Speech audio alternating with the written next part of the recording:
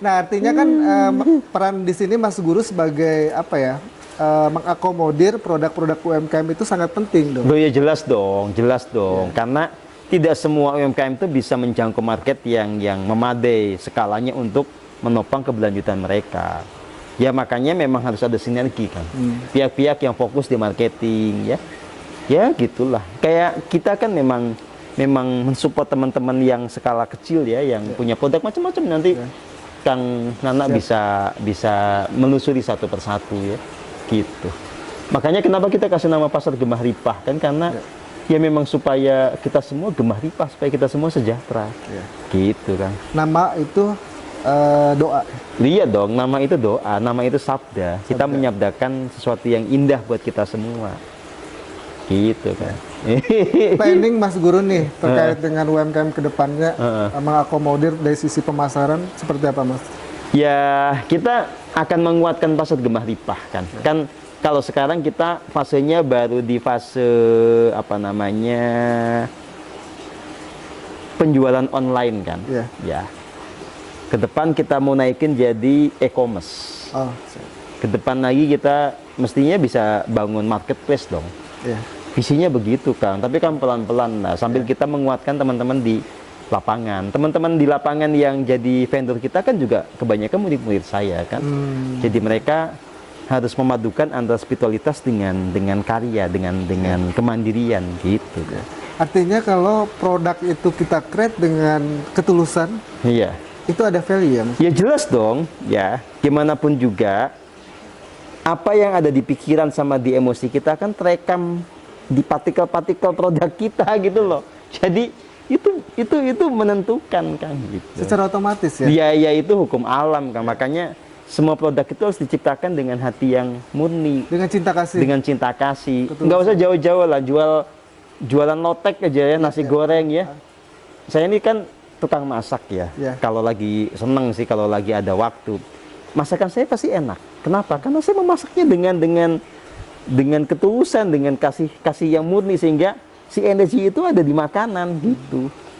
Berarti itu salah satu kunci ya kesuksesan ketika kita menjalani sesuatu dengan passion, dengan totalitas, dengan emosi yang penuh gitu loh. Emosinya bukan ngejar duit doang. Bukan.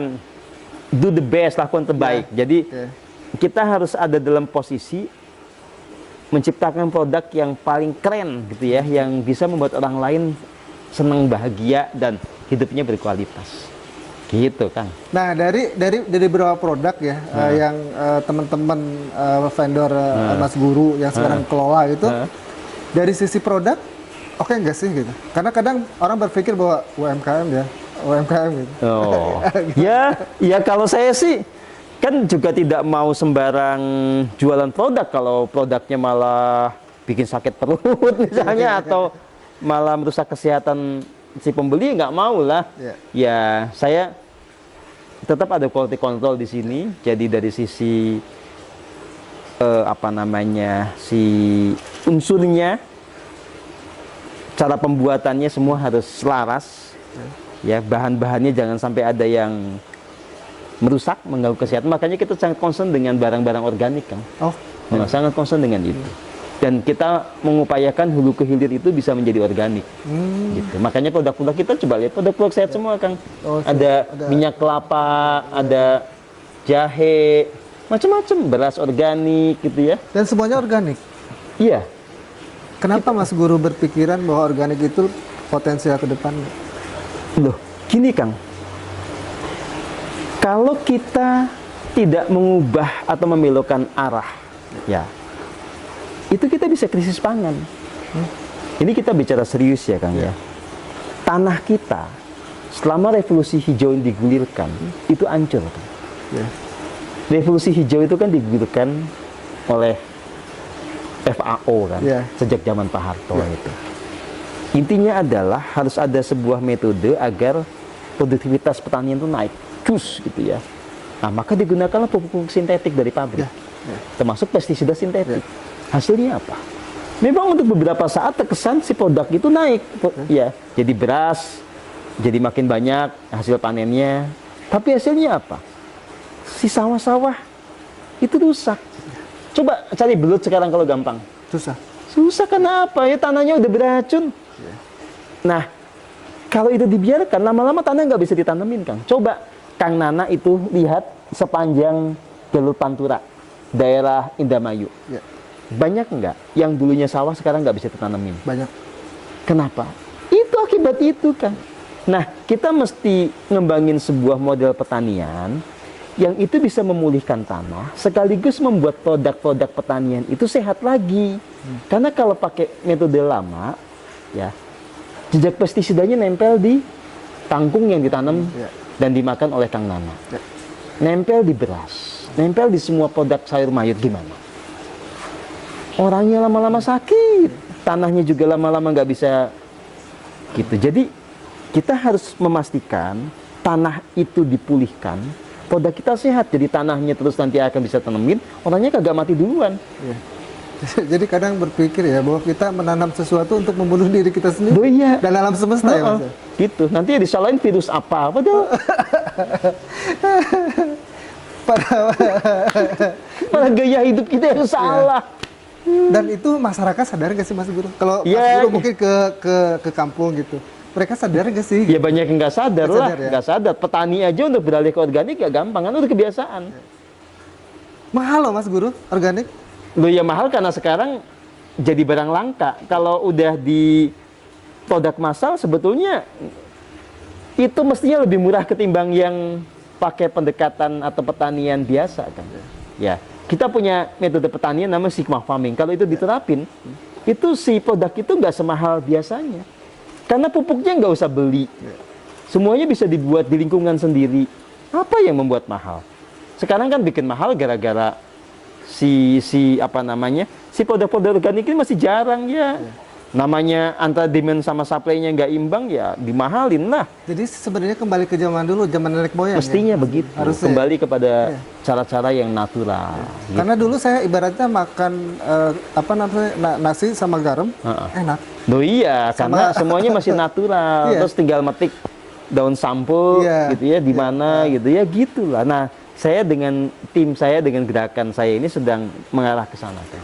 Back to nature ya. Back to nature gitu. Kembali ke zaman dulu. Ya, kembali ke hal-hal yang bagus dari masa lalu. Ya, tanpa mengabaikan perkembangan teknologi. Gitu kan. Tantangannya apa, Mas? Ya tantangannya ya nyari yang satu visi kan nggak gampang.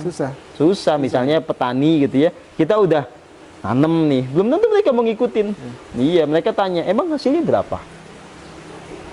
Ya udah, kita nggak ngajak-ngajak, ya terserah. Saya mau nanam sendiri. Nanti kalau mereka udah lihat, mereka nanya-nanya ya kita kasih tahu sih. Oke, berarti sebenarnya penjajahan ya yang dirasakan ya. Loh ya iya. Nah itu sebenarnya tantangan ya buat Mas Guru ya Iya. untuk memberikan apa ya semacam pencerahan ke masyarakat bahwa sudah saatnya nih kalau memang kita mau konsisten untuk keberlangsungan hidup masa depan anak-anak cucu kita. Iya, back to nature, Back to kembali nature ke alam. ya, kembali ke alam. Ya kita harus sudah saatnya sekarang nih. Betul. Kapan lagi ya? Loh ya kapan lagi? Ya kan yang hidup sekarang kita. Masa kita nunggu kita mati baru nanti bergerak? Itu siapa yang bergerak? Ya sekarang lah sebelum kita jadi tua renta. Mending kalau Anda bisa nggak tua renta, kalau tua renta terus mau ngapain? Iya.